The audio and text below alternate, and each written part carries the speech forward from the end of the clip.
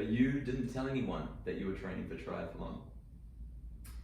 Yeah, so I basically my Olympic dream had come to an end, and I was 27, and I thought, well, you either stop trying to be an athlete now, and go and get as everyone says, a normal job, or I just had always wanted to give triathlon a go, and partly because it looked fun, and also because I swam as a junior. I swam up until I was 13 to a relatively high level, and so I knew I had the technique, and I knew I could swim freestyle and I could swim okay. So I thought, well, why not? I'll give it a go. And yeah, I didn't tell anyone. I joined the swim squad just as I hadn't been in the water since I was 13. I was now 27. And I found a coach, and then I had to obviously get a bike, which they're not cheap. And I was really lucky that one of the bike shops here in Wellington, On Your Bike was the name at the time, they gave me a bike. So they're like, oh, we know you can run, and maybe you could be a good triathlete, we want to get on board. So amazing, I'd never done a triathlon in my life. And I started training. And the biggest problem for me was getting my swimming back to a level that was respectable, so I didn't look like I was drowning. And obviously learning how to ride. I hadn't been on a bike properly, so obviously from when I was a little kid. So I had a lot to learn.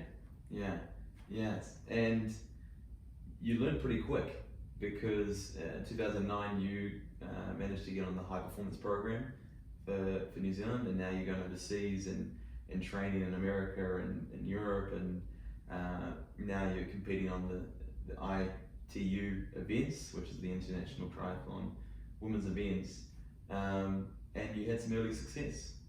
You won a race in Austin, another race in Hungary. Did you just pick up on it quite quickly? What was how did that start? I was really fortunate that I was put into the high performance program really early on. So I did a handful of races here in Wellington, and then I did enter the national champs, and I think I got third or fourth, I can't remember.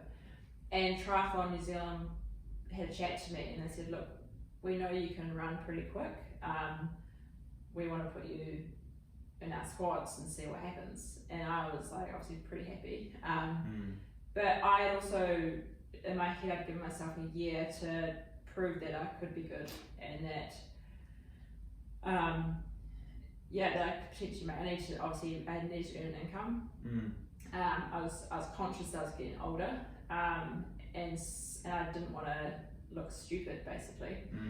And then there's probably a little added pressure being put in the squads, because there was a few people that were like, why is this girl being put in? She's got third or fourth at national champs, like it was nothing out of this world. So then I felt like I needed to prove to everyone that I belonged.